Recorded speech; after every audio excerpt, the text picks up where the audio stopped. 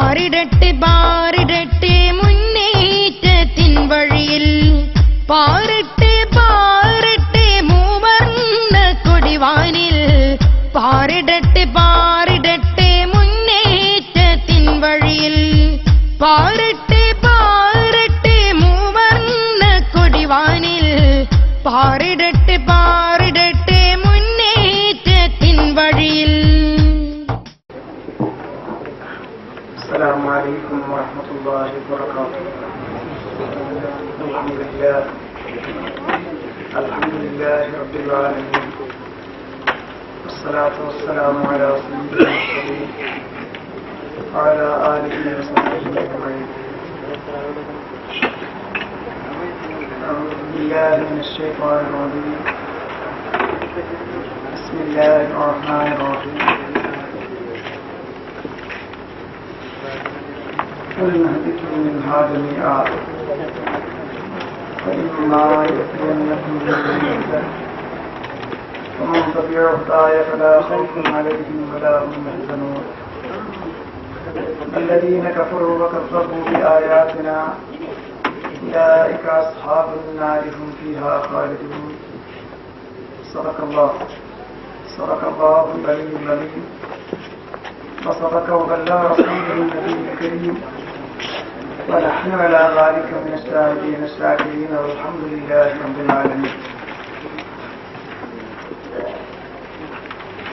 മഹാനായ ശംസുൽ ഉലമ അവരുടെ മറ്റു ഉലമാക്കളെ, നേതാക്കളെ, സഹോദരങ്ങളെ,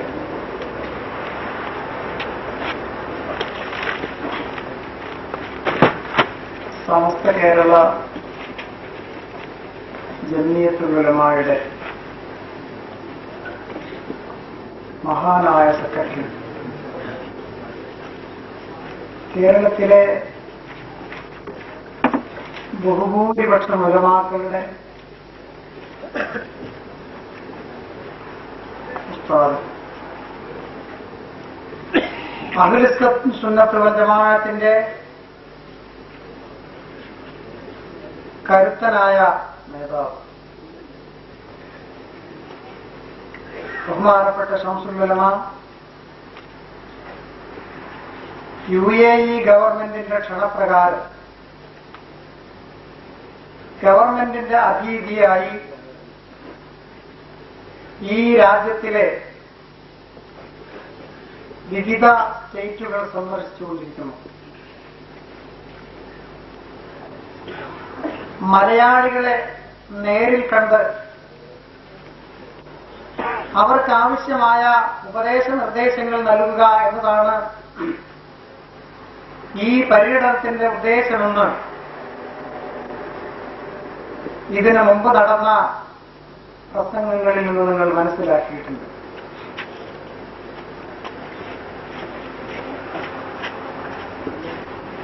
സമസ്ത കേരള ജംഇയ്യത്തുൽ ഉലമ കേരളക്കരയിൽ രൂപീകരിക്കപ്പെട്ട ഒരു പണ്ഡിത സംഘടനയാണ്. അല്ലാഹു സുബ്ഹാനഹു വ തആല മനുഷ്യരെ ഈ ലോകത്തേക്ക് അയച്ചപ്പോൾ ഒരു കാര്യം മുൻകൂട്ടി തന്നെ അവരറിയിക്കുകയുണ്ടായി. മനുഷ്യർ അവരുടെ ഇഷ്ടാനുസരണം ജീവിക്കുകയാണെങ്കിൽ അവർക്ക് വിജയം പ്രാപിക്കാൻ സാധിക്കുകയില്ല എന്നും അല്ലാഹുവിന്റെ മാർഗനിർദ്ദേശത്തിനൊത്ത് ജീവിക്കുകയാണെങ്കിൽ മാത്രമേ അവർക്ക് വിജയിക്കാൻ സാധിക്കുകയുള്ളൂ എന്നുമാണ് കാര്യം. വിശുദ്ധ ഖുർആൻ ആ കാര്യം എടുത്തു പറയുന്നു. ഖുൽ നഹ്ബിതു മിൻഹാ ജമീഅ, നാം പറഞ്ഞു നിങ്ങൾ എല്ലാവരും ഇവിടെ നിന്ന് ഇറങ്ങിപ്പോകണം. ആദിമ മനുഷ്യനായ ആദം നബി അലൈഹിസ്സലാമിനോടും അവരുടെ ഇണയായ ഹവ്വാ റളിയല്ലാഹു അൻഹായോടും അവരിൽ അല്ലാഹു നിക്ഷേപിച്ചിട്ടുള്ള അഖില മനുഷ്യരോടുമായിട്ട് അല്ലാഹു തആല പറഞ്ഞു, നിങ്ങളെല്ലാവരും ഇവിടെ നിന്ന് ഇറങ്ങിപ്പോകണം. അങ്ങനെ ഭൂമിയിൽ ചെന്നാൽ നിങ്ങളുടെ ഇഷ്ടത്തിനൊത്ത് ജീവിക്കുകയാണെങ്കിൽ അതിന്റെ ഫലം പരാജയമായിരിക്കും.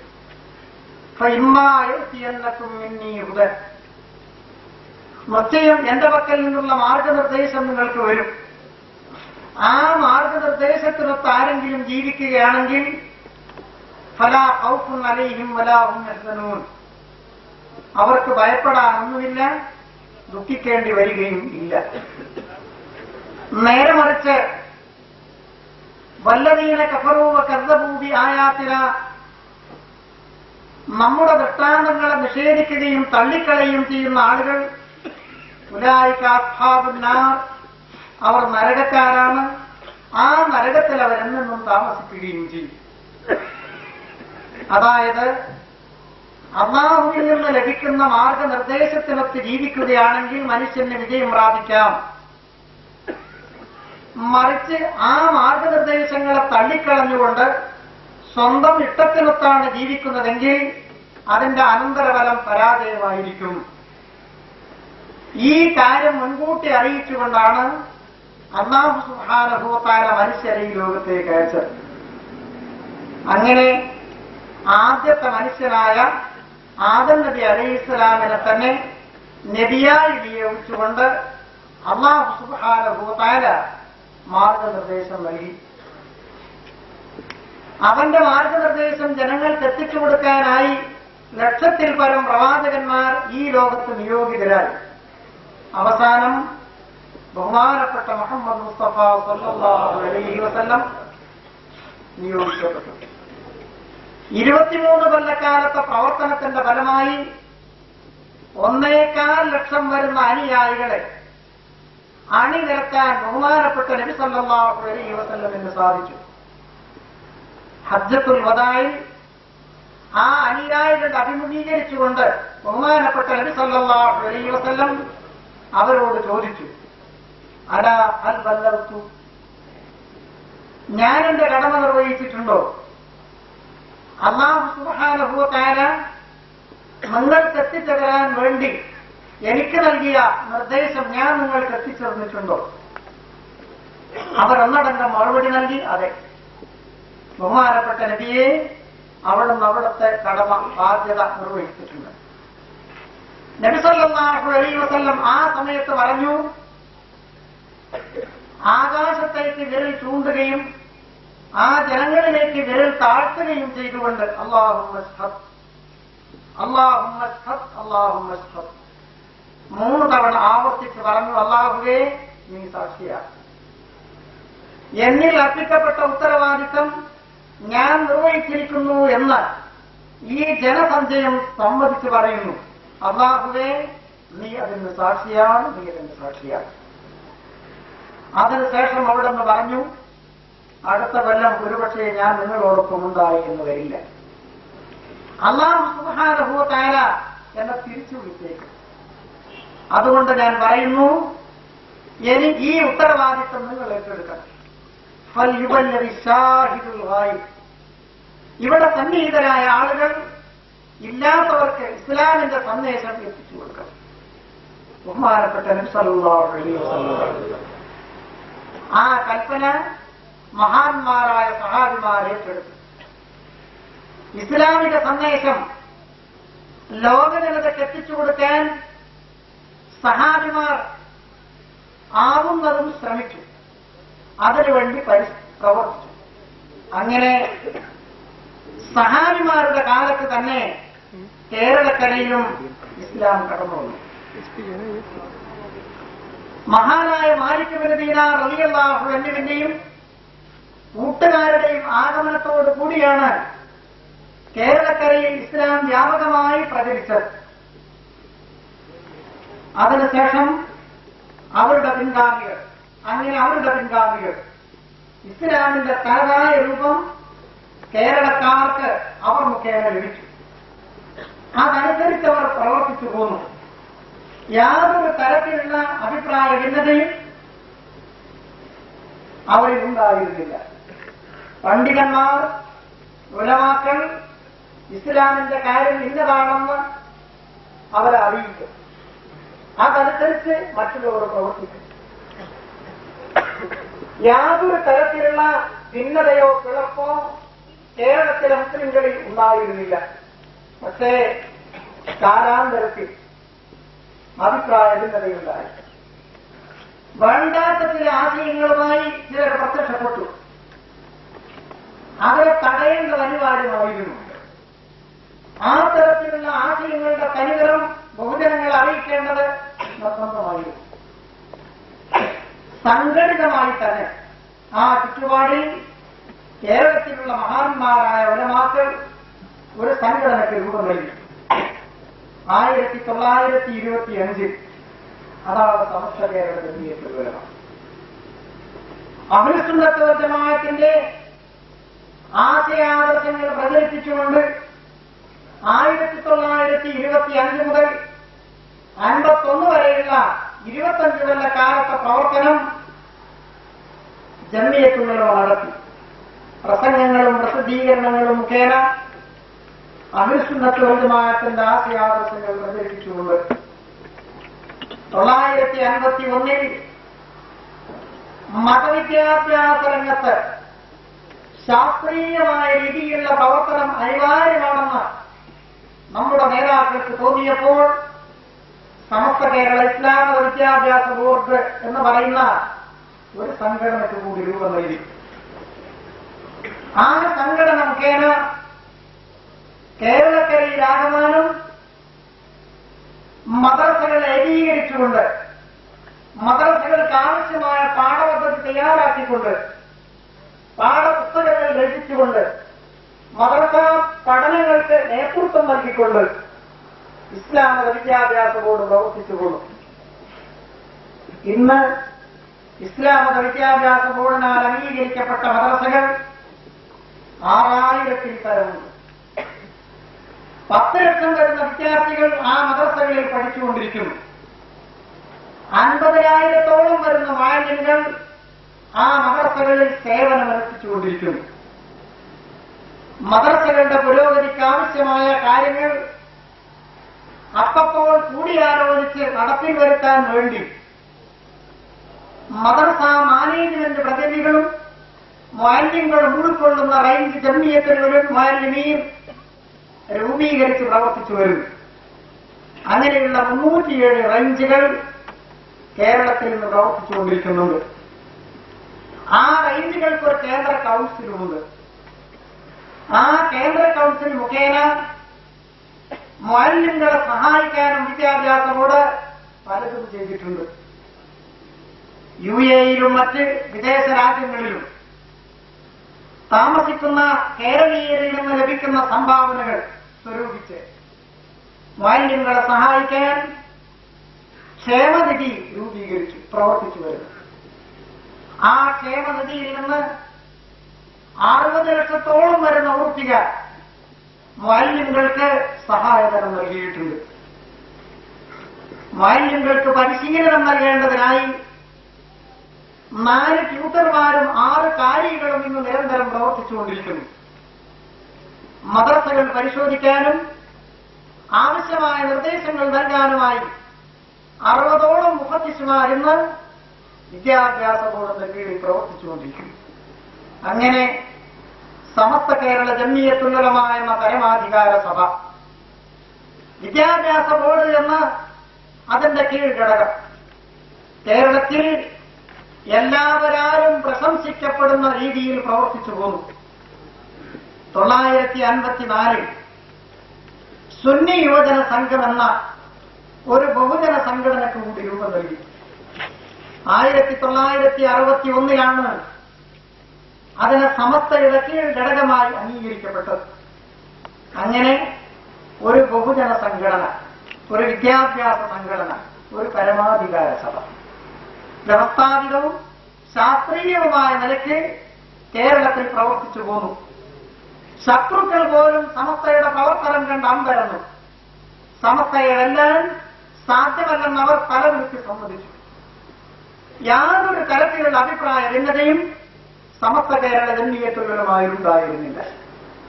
ഉലമാക്കളുടെ സംഘടനയാണ്.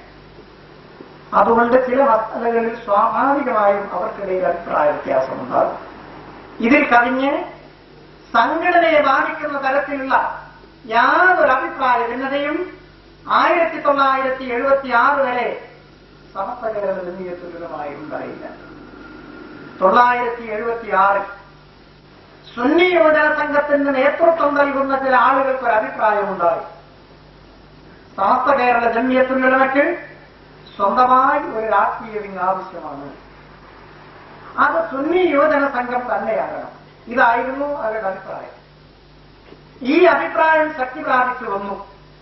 ഒടുവിൽ 1979 ഒരു പ്രമേയ രൂപത്തിൽ അത് പ്രത്യക്ഷത്തിൽ വരികയുണ്ടായി.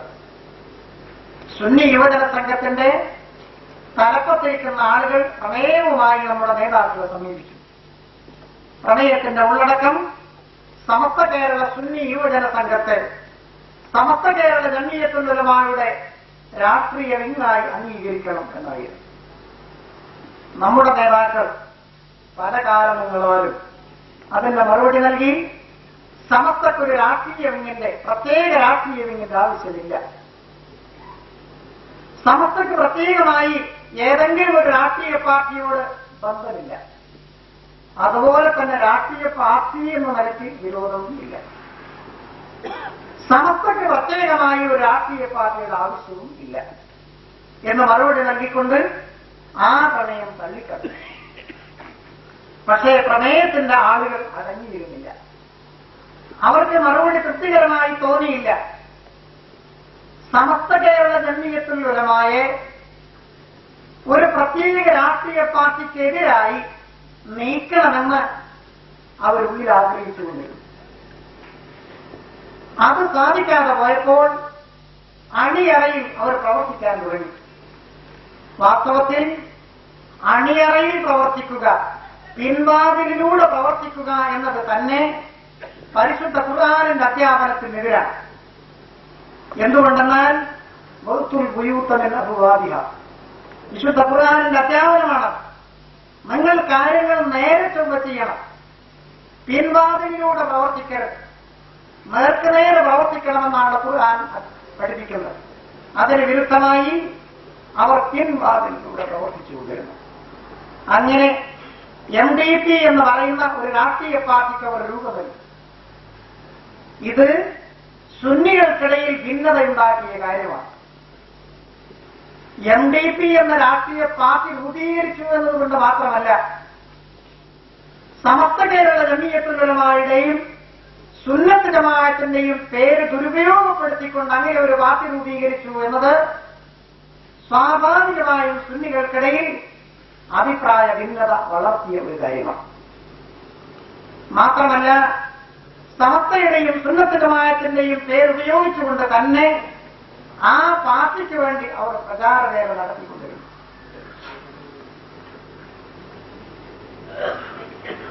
MDP സമസ്ത ഞങ്ങളുടെ ഉപദേഷ്ടാക്കളാണെന്ന് പറഞ്ഞിട്ട് ഏതോ ഒരു പത്രത്തിന്റെ പ്രതിനിധി അങ്ങനെയാണോ എന്ന് ചോദിച്ചപ്പോൾ APയുടെ മറുപടി ഞങ്ങൾ ഇബ്ലീസിലും ഉപദേശിക്കും എന്നായിരുന്നു. ഇബ്ലീസിൽ എന്താ ഉപദേശിക്കാൻ ആരെയും പറഞ്ഞ് ധരിപ്പിക്കേണ്ട കാര്യമില്ല. ഇബ്ലീസിന്റെ ഡ്യൂട്ടി എന്താ? ജനങ്ങളെ പ്രവർത്തിക്കാൻ. അവന്റെ ഡ്യൂട്ടിയാണ്. ആ ഡ്യൂട്ടിയിൽ ഉപദേശിക്കും എന്ന് പറഞ്ഞാൽ അർത്ഥം അപ്പോൾ അതുകൊണ്ട് അങ്ങനെ സുന്നത്ത് ജമാഅത്തിന്റെ പേര് ദുരുപയോഗപ്പെടുത്തിക്കൊണ്ട് തന്നെ ആ പാർട്ടിക്ക് വേണ്ടി പ്രചാരവേല നടത്തി എന്നത് സുന്നികൾക്കിടയിൽ ഭിന്നത വളർത്തിയ കാര്യമായി. ഈ അവസരത്തിലാണ് ശരീഅത്ത് പ്രശ്നമുണ്ടായത്. ഇന്ത്യ രാജ്യത്തുള്ള മുസ്ലിങ്ങളെ മുഴുവനും ബാധിച്ച ഒരു പ്രശ്നം. 1936 മുതൽ അവർ അനുഭവിച്ചു വരുന്ന ഒരാനുകൂല്യം ഷാഫിക്ക് ഷാഫി മതമനുസരിച്ചും ഹനഫിക്ക് ഹനഫി മതമനുസരിച്ചും ചില നിശ്ചിത കാര്യങ്ങളിൽ കോടതികൾ വിധി നൽകണമെന്നതാണ് ശരീഅത്ത് ആക്ടിന്റെ ചുരുക്കം. ആ ശരീഅത്ത് ആക്ടിന്റെ ആനുകൂല്യം ഇന്ത്യ രാജ്യത്തുള്ള മുസ്ലിംകൾ അനുഭവിച്ചു വരുന്നു. അതിന് വിരുദ്ധമായി സുപ്രീം കോടതി ഒരു വിധി പ്രഖ്യാപിച്ചു. ഖുർആൻ അതിനു വേണ്ടി ദുർവ്യാഖ്യാനം ചെയ്തു. ഇസ്ലാമിനെ അവഹേളിച്ചുകൊണ്ട് പ്രസ്താവന ചെയ്തു. അതിനും പുറമെ ഏക സിവിൽ കോഡ് നടപ്പിൽ വരുത്തണമെന്ന് ഗവൺമെന്റിനോട് ഭീഷണിയുടെ ഭാഷയിൽ സുപ്രീം കോടതി പറഞ്ഞു.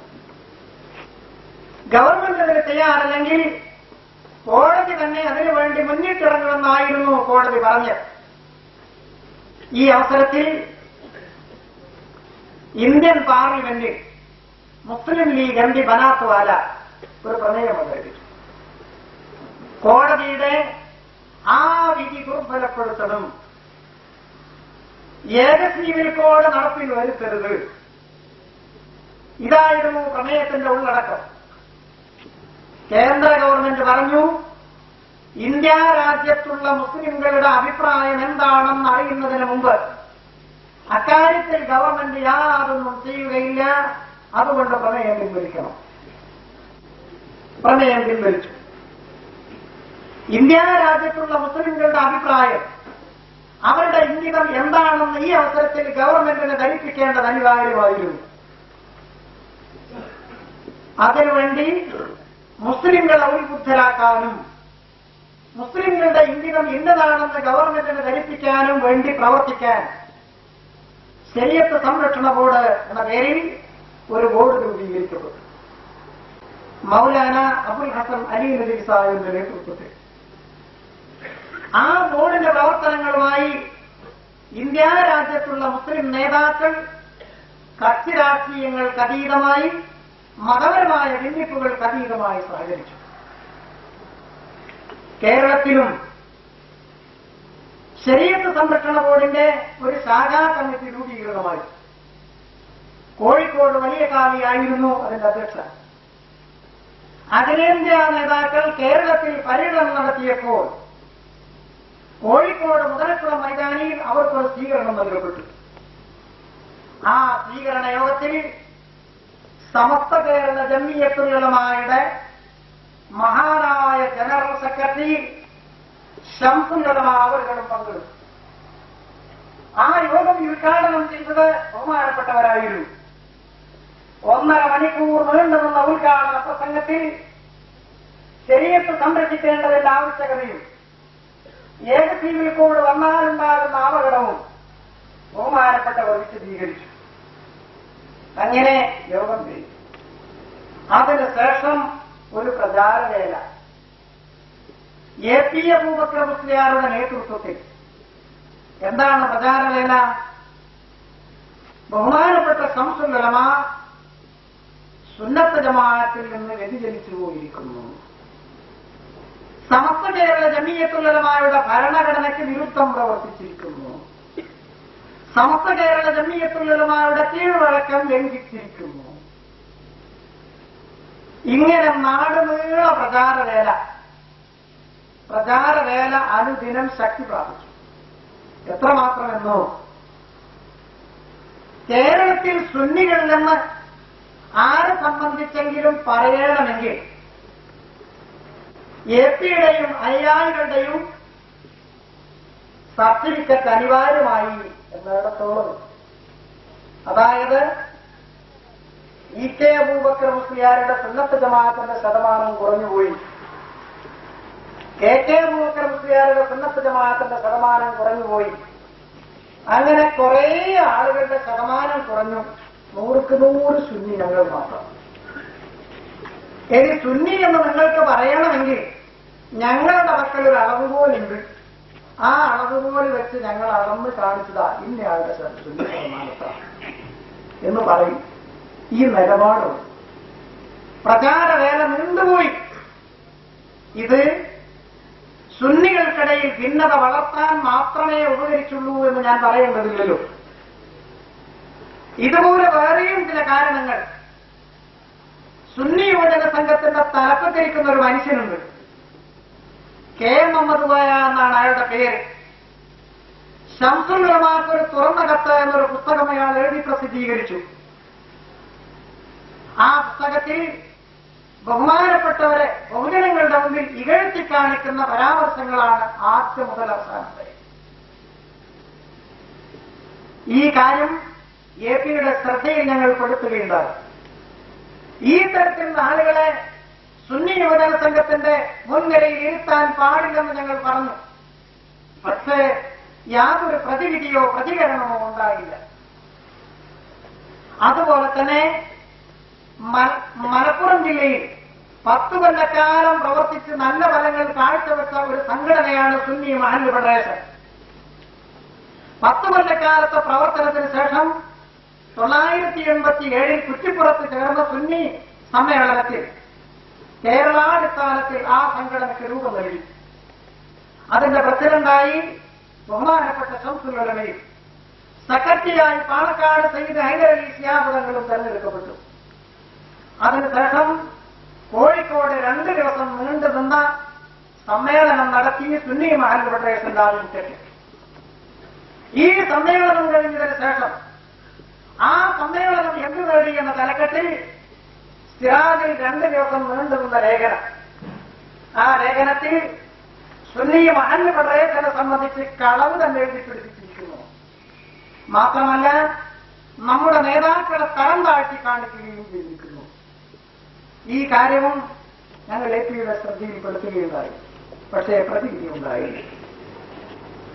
അതിനുശേഷം ബാബരി മസ്ജിദ് പ്രശ്നം വന്നു. 400-ൽ പരം കൊല്ലങ്ങൾ മുസ്ലിംകൾ സുജൂദ് ചെയ്ത അള്ളാഹുവിന്റെ പള്ളി അന്യായമായി അമുസ്ലിംകൾക്ക് ഒരു കോടതി വിട്ടുകൊടുത്തു. അവരതിൽ വിഗ്രഹങ്ങൾ വെച്ച് അമ്പലമാക്കി ആരാധിച്ചു തുടങ്ങി. സമാധാനപരവും നിയമപരവുമായ മാർഗത്തിലൂടെ ആ പള്ളി തിരിച്ചുപിടിക്കാൻ വേണ്ടി മുസ്ലിംകൾ ശ്രമിച്ചു. അതിനുവേണ്ടി മാത്രം ബാബരി മസ്ജിദ് ആക്ഷൻ കമ്മിറ്റി രൂപീകൃതമായി. ആ കമ്മിറ്റി ഇന്ത്യയിലുള്ള മുസ്ലിംകൾ ആഹ്വാനം ചെയ്തു, അടുത്തു വരുന്ന റിപ്പബ്ലിക് ദിനാഘോഷം ബഹിഷ്കരിക്കണം. മുസ്ലിംകൾക്ക് സന്തോഷിക്കേണ്ട അവസരമല്ല, അവരെന്ന് ദുഃഖിതരാണ്. ആ ദുഃഖം ഗവൺമെന്റിന് അറിയിക്കണം.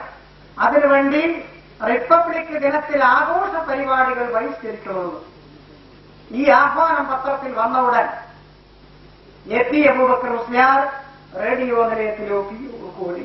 എന്നിട്ടൊരു പ്രസ്താവന, റിപ്പബ്ലിക് ദിനാഘോഷം ബഹിഷ്കരിക്കാൻ സുന്നികളെ കിട്ടുകയില്ല. കാരണം പറഞ്ഞില്ല. റിപ്പബ്ലിക് ദിനാഘോഷം ബഹിഷ്കരിക്കുന്നതുകൊണ്ട് സുന്നത്ത് ജമാഅത്തിന്റെ ഏതെങ്കിലും അഖീദയ്ക്ക് വിരുദ്ധമാകും, അല്ലെങ്കിൽ സുന്നത്ത് ജമാഅത്തിന്റെ ഏതെങ്കിലും ആചാരത്തിന് വിരുദ്ധമാകും, അല്ലെങ്കിൽ സമസ്ത കേരള ജംഇയ്യത്തുൽ ഉലമായുടെ ഏതെങ്കിലും ഒരു ഉദ്ദേശ ലക്ഷ്യത്തിന്റെ വിരുദ്ധമാകും.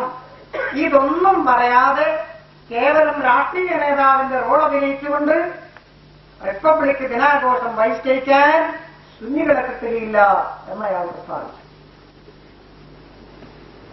ഈ അവസരത്തിൽ മുഷാവറയിൽ ബഹുമാനപ്പെട്ടവരെ ചോദ്യം ചെയ്തു ചില ആളുകൾ. അവർ ചോദിച്ചത് എങ്ങനെയാണ്? അബുൽ ഹസൻ അലി നദവി തബ്ലീഗുകാരനല്ലേ, അദ്ദേഹത്തോടൊപ്പം നിങ്ങൾ സംബന്ധിച്ചത് തെറ്റല്ലേ, ഞങ്ങൾക്ക് മനസ്സിലാകാത്തത് കൊണ്ട് ചോദിക്കുകയാണ്. ബഹുമാനപ്പെട്ടവർ മറുപടി നൽകി, നിങ്ങൾക്ക് മനസ്സിലായിട്ടില്ലെന്ന് എനിക്ക് മനസ്സിലായിട്ടുണ്ട്. അങ്ങനെ ചോദിച്ചാലല്ലേ മറുപടി പറയാൻ സാധിക്കൂ എന്ന് പറഞ്ഞുകൊണ്ട് അവിടുന്ന് മറുപടി നൽകി. അവിടുത്തെ സ്വതസിദ്ധമായ ശൈലി. ഇവിടെ സുന്നികൾ സംഘടിപ്പിച്ച യോഗത്തിലാണ് ഞാൻ സംബന്ധിച്ചത്. മാത്രമല്ല ഷാഫിക്ക് ഷാഫി മദ്ഹബ് അനുസരിച്ചും ഹനഫിക്ക് ഹനഫി മദ്ഹബ് അനുസരിച്ചും ചില നിശ്ചിത കാര്യങ്ങളിൽ വിധി നൽകണമെന്ന ആ ശരീഅത്താക്കി സംരക്ഷിക്കേണ്ട ബാധ്യത സമസ്ത കേരള ജംഇയ്യത്തുൽ ഉലമക്കുള്ളതാണ്. സുന്നത്ത് ജമാഅത്തിന്റെ വീക്ഷണത്തിലുള്ള സമസ്ത കേരള ജംഇയ്യത്തുൽ ഉലമ വിഭാവനം ചെയ്യുന്ന മദ്ഹബ് അടിസ്ഥാനത്തിലുള്ള ശരീഅത്ത് സംരക്ഷിക്കേണ്ട ഒന്നാമത്തെ ബാധ്യത സമസ്ത കേരള ജംഇയ്യത്തുൽ ഉലമക്കുള്ളതാണ്. ആ കാര്യത്തിൽ മറ്റുള്ളവർ സഹകരിച്ചു എങ്കിൽ ആ ബാധ്യതയിൽ നിന്ന് ഒഴിഞ്ഞു മാറുന്നത് ശരിയല്ല. ബഹുമാനപ്പെട്ടവർ വിശദീകരിച്ചു. ചോദ്യകർത്താക്കൾ അടങ്ങി. അധ്യക്ഷനായിരുന്ന ബഹുമാനപ്പെട്ട ഉള്ളാട്ടങ്ങൾ എഴുന്നേറ്റ് നിന്ന് 2 കൈയും പരത്തി ഉയർത്തിപ്പിടിച്ചുകൊണ്ട് പറഞ്ഞു, ഈ പ്രശ്നത്തിൽ ഇനി ശൈഖുനായ ആരും തന്നെ വിമർശിക്കരുത്. സമസ്ത കേരള ജംഇയ്യത്തുൽ ഉലമയിൽ പ്രശ്നം ചർച്ച ചെയ്തു, അതിന് മറുപടി നൽകി. അധ്യക്ഷൻ വിധിയും പ്രഖ്യാപിച്ചു, തീരുമാനമായി. അതായത് ബഹുമാനപ്പെട്ട ശംസുൽ ഉലമ ശരീഅത്ത് സംരക്ഷണ ബോർഡിന്റെ പ്രവർത്തനങ്ങളുമായി സഹകരിച്ച നടപടി സമസ്തയുടെ മുഷാവറ ശരിവെച്ചു എന്നർത്ഥം. പിറ്റേ ദിവസത്തിൽ ചന്ദ്രികയിൽ ആ റിപ്പോർട്ട് വന്നു. ശംസുൽ ഉലമയുടെ നടപടി മുഷാവറ ശരിവെച്ചു എന്ന റിപ്പോർട്ട്. പക്ഷേ 2 ദിവസം കഴിഞ്ഞ് ബോംബെയിൽ നിന്ന് AP-യുടെ ഒരു പ്രസ്താവന സിറാജിൽ അങ്ങനെ ഉണ്ടായിട്ടില്ല, സമസ്ത അത് ശരിവെച്ചിട്ടില്ല, ആ റിപ്പോർട്ട് തെറ്റാണ്. സുന്നത്ത് ജമാഅത്തിന്റെ അണികളിൽ പിളർപ്പ് കൂടുതൽ രൂക്ഷമാക്കാൻ മാത്രമേ ആ പ്രസ്താവന ഉപയോഗിച്ചുള്ളൂ. റിപ്പബ്ലിക് ദിനാഘോഷം ബഹിഷ്കരിക്കാൻ സുന്നികളെ കിട്ടുകയില്ല എന്ന ആ പ്രസ്താവനയെ സംബന്ധിച്ച് ബഹുമാനപ്പെട്ട മർഹൂം